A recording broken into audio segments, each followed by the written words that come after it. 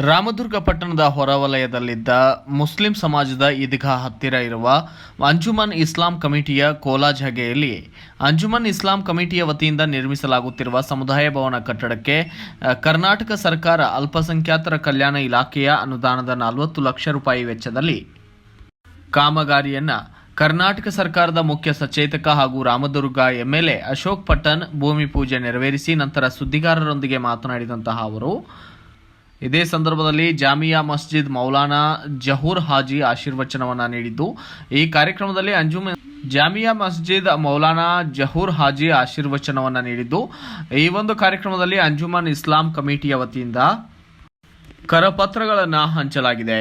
ಈ ಕರಪತ್ರದಲ್ಲಿ ಏನಿದೆ ನೋಡೋಣ ಬನ್ನಿ.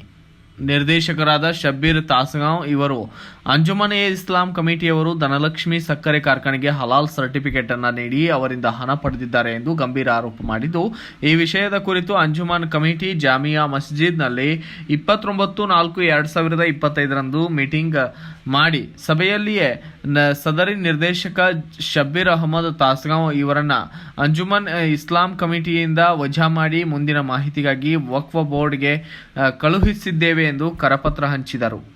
ಅಹಮದ್ ಜಿ ಹಾಜಿ ಅವರೇ ಮತ್ತು ರಾಮದುರ್ಗನ ಇಸ್ಲಾಂ ಕಮಿಟಿಯ ಅಧ್ಯಕ್ಷರಾದ ಶಬ್ಬೀರ್ ಅಹಮದ್ ಹಾಜಿ ಅವರೇ, ಮೌಲಾನಾ ಇರ್ಫಾನ್ ರಾಜಾ ಅವರೇ ಮತ್ತು ವೇದಿಕೆ ಮೇಲೆ ಕೂತಿದ್ದ ಎಲ್ಲ ಮುಸ್ಲಿಂ ಬಾಂಧವರೇ ಮತ್ತು ನೆರೆದಿರ್ತಕ್ಕಂಥ ಅಣ್ಣ ತಮ್ಮದರೇ ಮತ್ತು ಸ್ನೇಹಿತರೆ,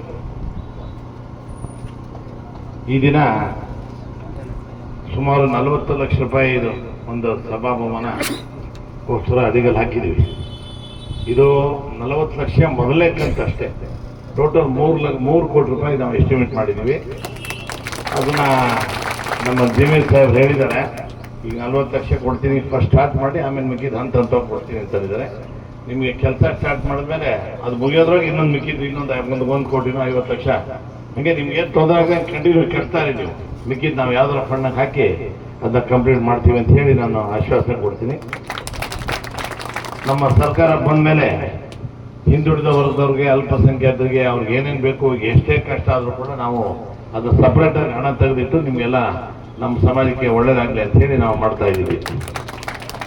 ನಾನು ಹಿಂದೆ ಶಾಸಕರಾದ ಕೂಡ ನಿಮ್ಮ ಸಮಾಜಕ್ಕೆ ಏನೇನು ಬೇಕು ಎಲ್ಲ ಆಲ್ಮೋಸ್ಟ್ ಎಲ್ಲ ಮಾಡಿದ್ದೀರಿ, ಯಾವುದೂ ಇಲ್ಲ ಅಂದೇ ಇಲ್ಲ. ಯಾಕಂದರೆ ನೀವು 100% ನಮ್ಗೆ ಓಟ್ ಹಾಕ್ತೀರಿ. ಆದ್ದರಿಂದ ನಾವು ನಿಮ್ಮ ಮಾಡಲೇಬೇಕು.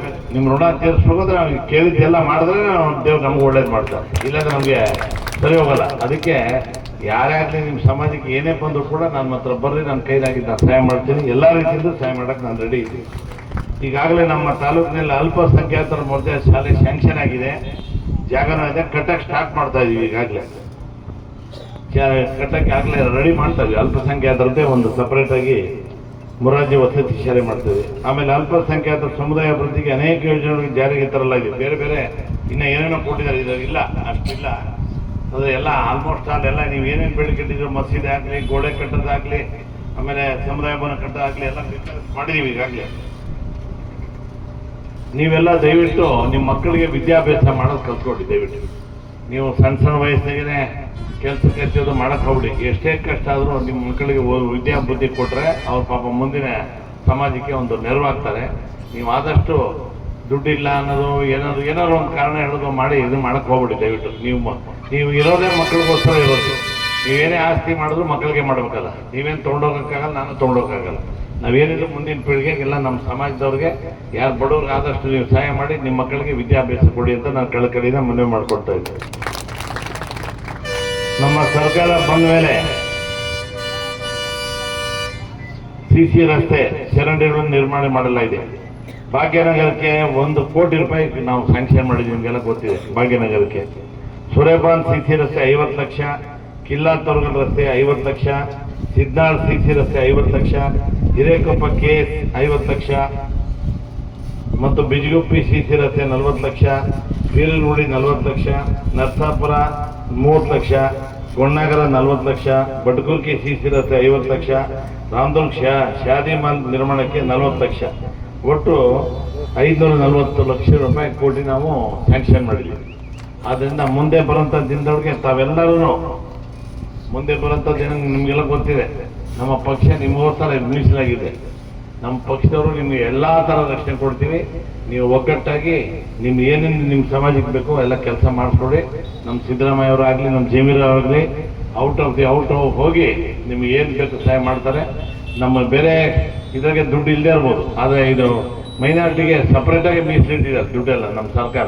ಅದರಿಂದ ತಮಗೆಲ್ಲ ಏನು ತೊಂದರೆ ಆಗದಂಗೆ ತಮ್ಮ ಏನೇನು ಹೇಳ್ತಿರೋದೆಲ್ಲ ಶಾದಿ ಮನೆ ಆಗಲಿ, ಮಸೀದಿ ಗೋಡೆ ಕಟ್ಟೋದಾಗಲಿ, ಸ್ಮಶಾನ ಅಭಿವೃದ್ಧಿಗಾಗಲಿ ಏನೇನು ಬೇಕೆಲ್ಲ ನೀವು ಒಗ್ಗಟ್ಟಾಗಿ ಕೊಂಡು ಒಂದು ಲಿಸ್ಟ್ ತಂದುಕೊಟ್ರೆ ಮುಂದಿನ ಹಂತದಾಗ ಅದನ್ನು ಕೂಡ ನಾನು ಮಾಡ್ಕೊಡ್ತೀನಿ ಅಂತ ಹೇಳಿ ನಾನು ಕರೆದು ಸನ್ಮಾನ सारे लोग इस चीज की कमी महसूस कर रहे थे कि हमारी तकरीबात के लिए, शादियों और फंक्शनों के लिए एक अच्छे महल का, शादी हाल का इंतजाम हो जाए।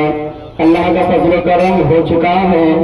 उसके लिए कोशिशें जो जारी थी अब वो कामयाबी की मंजिल को पहुंचने वाली हैं। मैं इस मौके पर और खुशी की इस घड़ी में अपने सदरी अंजुमन और तमाम अराकीन अंजुमन को दिल की गहराई से मुबारकबाद पेश करता हूँ कि इन्होंने बड़ी जिद्दोजहद के साथ और इंतहाई लगन और बड़ी ही मेहनतों के साथ इस काम को अंजाम देने की कोशिश की। और साथ ही साथ रुकने असेंबली हमारे हरदिल अजीज एमएलए साहब, इनकी बड़ी मोहब्बतें हमेशा हमारे साथ रही हैं और मैं उम्मीद करता हूँ कि एमएलए साहब आगे भी हमारे साथ ये मोहब्बतों का सिलसिला जारी रखेंगे। इन्होंने बड़ी अच्छी बात कही है और इस मौके पर मैं हमारे तमाम समाज की जानिब से एमएलए साहब का भी शुक्रिया अदा करता हूँ, क्योंकि जो लोगों का शुक्रिया अदा नहीं करता वो अल्लाह का भी शुक्र अदा नहीं कर सकता। हमारे रब तआला ने इस काम के लिए इनका इंतखाब किया है। मैं उम्मीद भी करता हूँ कि जिस तरह सर ने कहा है वो उससे ज्यादा इंतहाई दिलचस्पी और ज़ौक़ के साथ इस काम को पाए तकमील तक पहुँचाने की कोशिश करेंगे। अब मैं अपनी बात यही मुकम्मल कर रहा हूँ। मैंने कुरान की एक आयत पाक और अपने नबी का एक फरमान पढ़ा है, उस पर अपने गुफ्तगू का इख्तिताम करना चाहता हूँ। हमारे और आपके रब ने इरशाद फरमाया, ताअवनु अलल बिर्रि वत्तक़वा, नेकी, भलाई और अच्छाई के काम में तुम एक दूसरे की मदद किया करो। वला ताअवनु अलल इस्मि वल उद्वान, हमारे अल्लाह ने हमें फरमाया जुल्म, सरकशी और गलतकारी के कामों में तुम किसी की मदद न करो।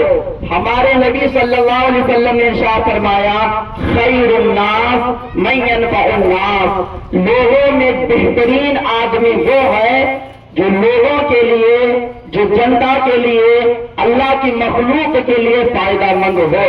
हर आदमी अपने अपने दायरे में रहकर, हमारे रुकन असेंबली साहब, एमएलए साहब का दायरा जो है वो उस दायरे में रहकर खिदमत खल्क का काम अंजाम दें।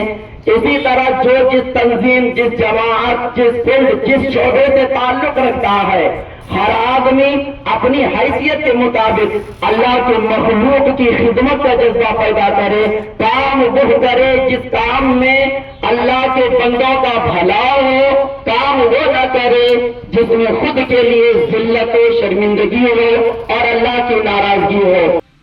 ಈ ಸಂದರ್ಭದಲ್ಲಿ ಅಂಜುಮನ್ ಇಸ್ಲಾಂ ಕಮಿಟಿಯ ಅಧ್ಯಕ್ಷ ಶಬ್ಬೀರ್ ಖಾಜಿ, ಉಪಾಧ್ಯಕ್ಷ ಫೈರೋಜ್ ಪಠಾಣ್, ಜಾಮಿಯಾ ಮಸ್ಜಿದ್ ಮೌಲಾನಾ ಸೇರಿದಂತೆ ಇನ್ನಿತರರು ಉಪಸ್ಥಿತರಿದ್ದರು. Bureau report Manjunatha Kaladagi, BV5 news Kannada, Ramdurg. Thanks for watching. Read, discuss and debate with editor Dr. Yan Prashant Rao. Wanted reporters in print, digital and visual media for Bharat Vaibhav Daily Newspaper, BV News 5 Channel and BV Fast Web News from all the talukas of Karnataka, Goa and Maharashtra. If interested, send your resume to 9019229363.